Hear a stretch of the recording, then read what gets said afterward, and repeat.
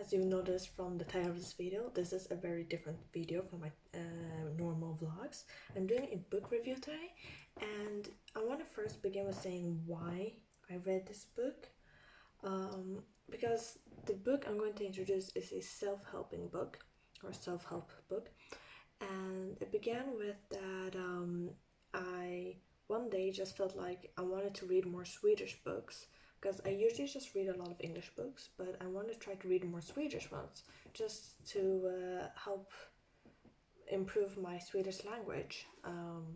Even if I've lived in Sweden for all these years, grew up here, and I speak the language as a native speaker, my vocabulary level is not very high. It's just like daily life language. Anyways, so I found this book on a sale at the bookstore, and I thought it seemed interesting, and I'm gotten into liking to read about people's lives and experiences, and this is like a bibliography, sort of. I think you can call it bibliography. I think I'm not that good with text types, because like you probably have understood now, I don't read books that much. Haven't read many books even, except for those in school. Anyways, so the original version is English, but I read the Swedish version because I did not know they had an English one, and since I wanted to read Swedish anyways. It's called A Better Me, if I were to translate the title, but I found that otherwise the English version, its name is Help Me, if I'm correct, and the author is by Marianne Power. And so this self-help book, usually it began with that the author, she herself felt like taking on a 1-year project of reading one self-help book per month. So in 1 year she read only 12, although the last one she didn't really do that much with. And that is also told in this book, but of course you can also read or hear about that in interviews with her. I like the book. My personal opinion of this book is that the beginning, or like the first 3/4 or so of the book, it was, like she says herself in the book, it was a real carousel. It had a lot of ups and downs. It had crazy experiences, posing naked for painting artists or drawing artists, and what she's trying to do is she's trying to make herself into a better person. She wants to reach that perfectionist, being a perfect human being. And so she goes through, she participates in different activities. She does amazing, or at least extraordinary and unusual experiences during this whole year. Things that not your typical human being would do, not willingly. I mean, sure, maybe, yeah, there are people who like doing skydiving, right? But I don't think everyone or that many people will be like, oh yeah, let's do some skydiving and really get out of our comfort zone and really like challenge ourselves. Yeah, no, I would not go that far. I like to challenge myself. I try to go out of my comfort zone every now and then, depending on what comfort zone this is, what topic. But I would not go to that extent of doing skydiving, something that extreme. So yeah, but she's trying to see if reading self-help books and actually doing what the self-help books advise the person to, if it really will help you become a better person and help you to feel happier, be happier with yourself in your life, or at least reach and become a person that you will love more. So that is kind of what she's doing throughout this whole year.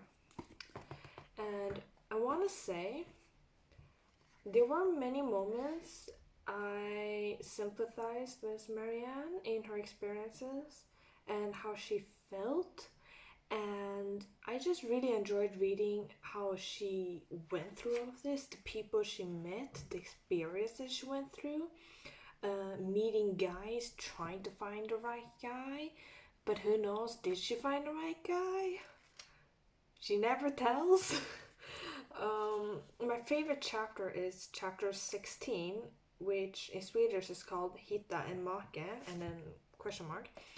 So in English, just like finding a husband, question mark. Will she find a husband or will she not? I thought she would, so I kept speculating as I read this, and I'm not gonna say anything because I don't want to spoil it, but I just want to say reading chapter 16 is a really short chapter, just a few pages. It was like reading shoujo manga for me. And shoujo manga, you know, you have these cliche scenes and scenarios and maybe a bit of cringiness. I really liked it, and I still remember the details. Her just like on the streets, just thinking, "Oh, there's a handsome, good-looking guy there. Let's walk up to him and see if we can maybe get something out of this encounter." And so she walks up and says, "Hi, do you know how I can get to this hotel?" And he's like, "Yeah, you just go here and there, straight, turn a left, and then you're right there." I was like, "Oh, okay, thank you." And then she smiles brightly and she says thank you, and he smiles back. Nice, okay, we got some smiles going. And then he says, "Oh, but you know what? I'm going in the same direction anyway, so if you want, I can just go with you." And it's like, "Oh, okay, cool." Well, here's the funny thing. We have a moment of awkward silence throughout this whole walk, or at least in the beginning of the walk. And then it starts raining, it starts pouring, and he has an umbrella, and I'm pretty sure she does not. So he's like, "Oh, do you want to share this umbrella with me?" And she says, "Oh yeah, sure, thank you." And you know, if you read manga, if you watch K-drama or anime or any romance thing or movies or series, you know, sharing an umbrella with someone you're interested in, or at least that you like. Actually, it's the other way around, that you like or at least you're interested in. That is like, they give you butterflies and it really makes your heart go boom, boom. Yes, it's an exciting feeling to get a shared umbrella with someone you're interested in, or just a good looking person, or someone that you are interested in or at least like. Yes. So that made my heart flutter, and I felt really excited, and I just had to keep reading and reading and reading because I really want to know how this is going to turn out. And I'm not going to say how it turned out because I don't want to spoil this. So that is my favorite chapter because of the emotions evoked in me from how Marianne Power was telling the story. And surprisingly, I actually remember how he looked. I remember every appearance description she gave, which is that he had brown eyes. I think it was dark skin tone, or at least he had dark gray hair, or like gray hair that's kind of spiky.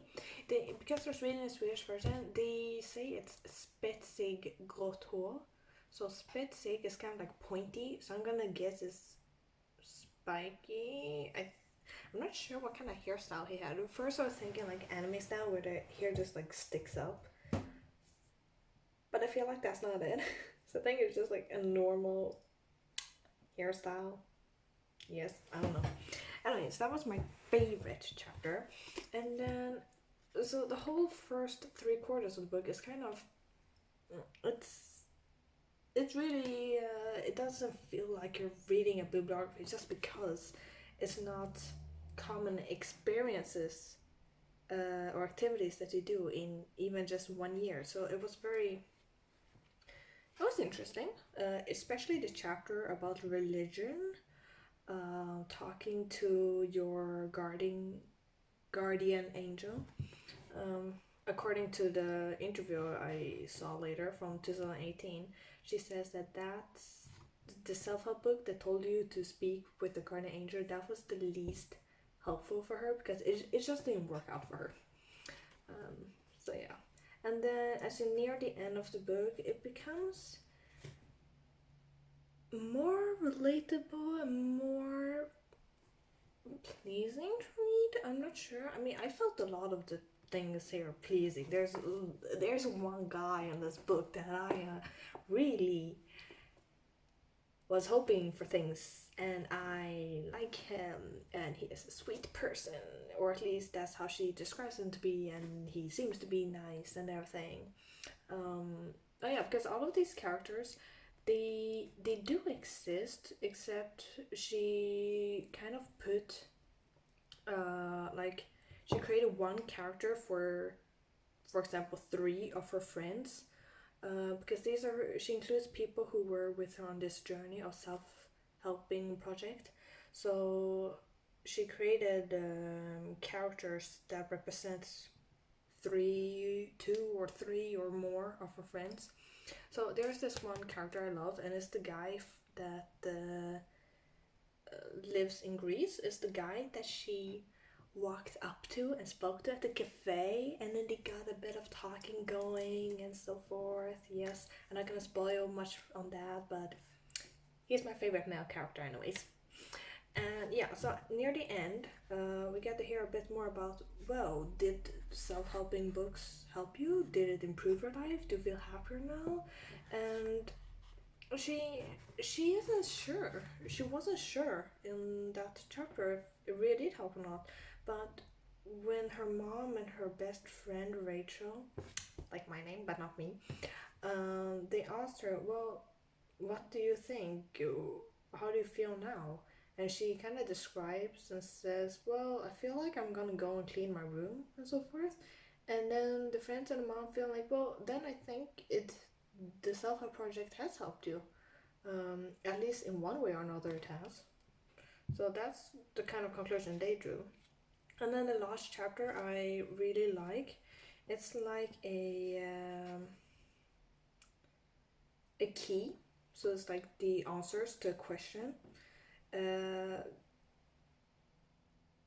do you does self-helping books give you help? Do they really help you? And that's like the very very last chapter, and it's not even numbered. It just has the title of this is the answer to the whole book, to all of these books. Here's your answer to it.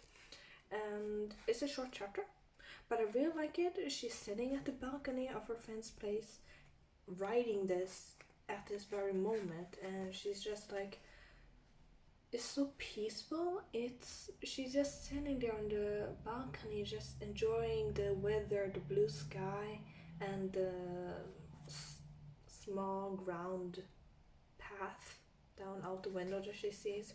It's very peaceful. And then, oh, here comes the kid giving peas. I think it's peas in her hand. I was like, oh, yay, a little kid. And then I'm not really gonna be spoiling things, so it's fine if you keep watching and listening, even if you're going to read this later if you're planning to.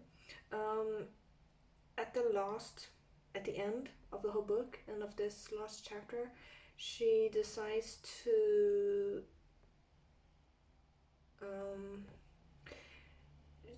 I wouldn't say affirmation. It's not affirmations, but rather she makes a list of what kind of a person she wants to be. What who is she? Who is the person she wants to be today? And she makes quite a list.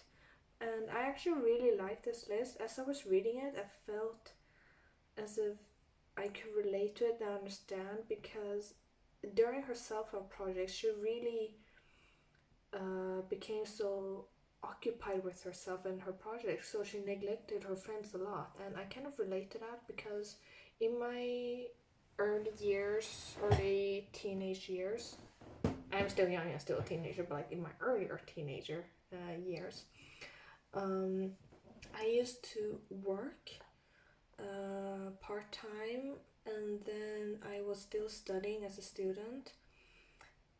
And eventually, as the years went on, my workload increased. I got promotions. There was one period like during the summer break and one more month into August. I had two jobs at the same time, and these jobs with school and studies, because I was very ambitious in my studies. I always wanted to do well in school, and I still do. And so my work and my studies, um, they they just took up so much of my time that I ended up neglecting my friends and saying, no, I can't hang out today because I work or I have schoolwork. Um, I also really prioritize my own self time with watching anime to relax, but I didn't really put that as an excuse. Not really. Maybe I said I wanted to rest, but it wasn't very often. Usually, my excuses were sadly working and studies. So I could understand and relate a lot to how she neglected her friends, and then how they felt about that. And when I think it was her friend stopped inviting her, Marianne stopped. The friend stopped inviting Marianne to hang out with them. Um, when that moment, when I read that moment in a book, I felt so sad reading it, because there was one point in my life where I kept constantly saying no, or yeah, uh, yeah, I kept saying no to invitations to hang out with friends, that eventually three of my very best, closest friends back in middle school, they stopped inviting me to hang out with them. And it wasn't because they didn't like me, but rather I kept saying no enough times to make them believe I would say no again. So they stopped inviting me for a while. And so when I saw an Instagram post made by one of those friends of them hanging out somewhere having fun, I saw it in the evening when I was scrolling through my phone in bed, and I just felt sad. I felt disappointed. I don't know. I felt I felt rejected as well. I thought that they maybe didn't want to be my friend anymore. And so I cried a lot that evening. And I that was the very first time I ever had such an feeling and experience with my friends. And then I think it was that very same evening, I think, or it was the next morning, I sent a message to one of my friends asking, "Oh, why didn't you invite me?"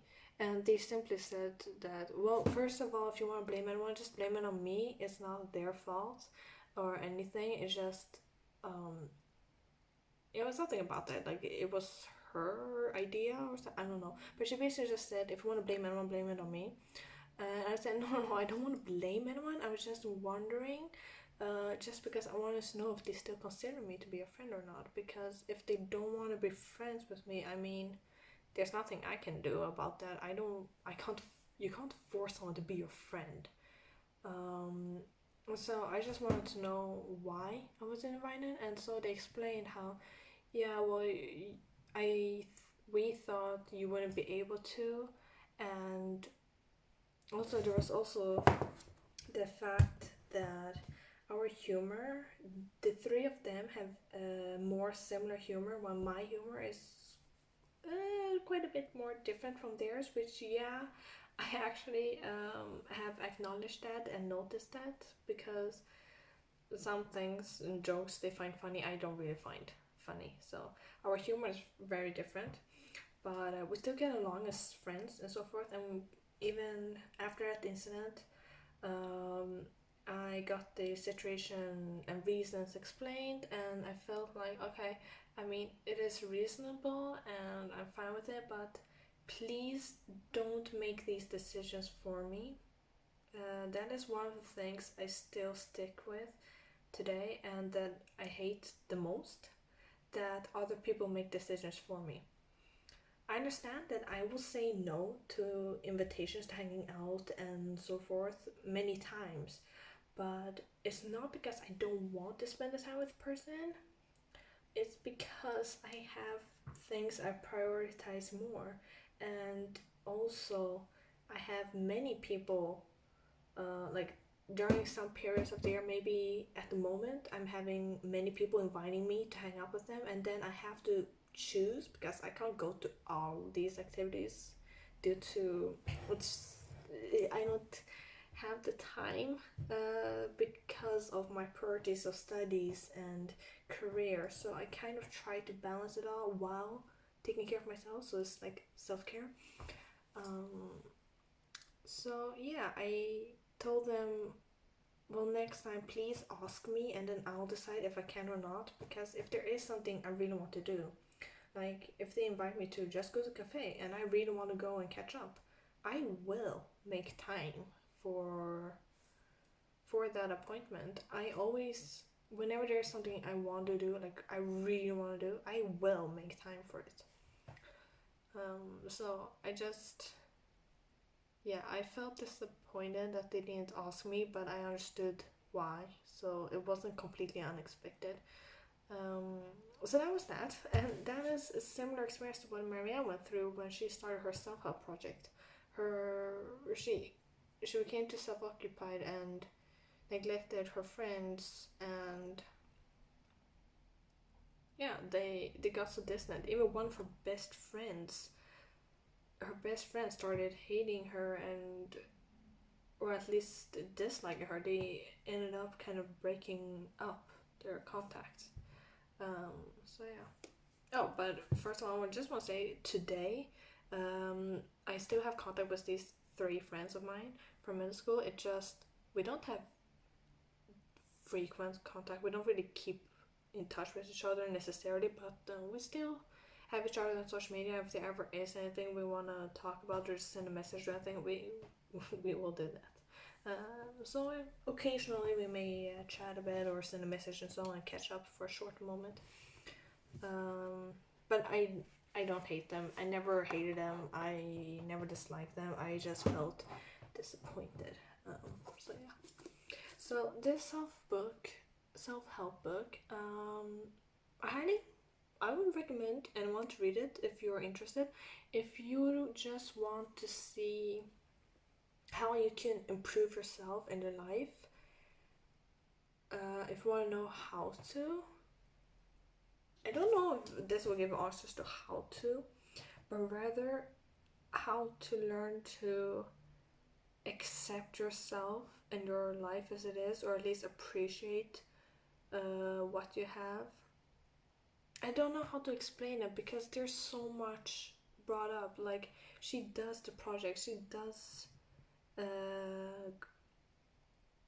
she follows the advice of the self-help book she read, and then she draws a conclusion at the end. I feel like, okay, so what's the result of all of this advice? And I feel like, yeah, it's a good book. It's I don't know if I want to say inspiring, but it is relatable content. And if you feel bad about yourself, if you do feel bad about yourself and your life, I would say give this book a try. And after you've read the book, I want to know what the people think, because I think you'll feel better about yourself. Your situations may not improve necessarily, but in one way or another, it most likely will, and you, in one way or another, this book will contribute to you in your life. Yeah, I'll put a link in the description box of the interview a interviewer had with her, Marianne Power. So after you've read this book, if you will, I suggest you watch this interview. It's really short, like 5 minutes long. And yeah, I hope you enjoyed today's book review, and I thought it was very fun. I enjoyed reading this book. And yes, that's it for today. Bye!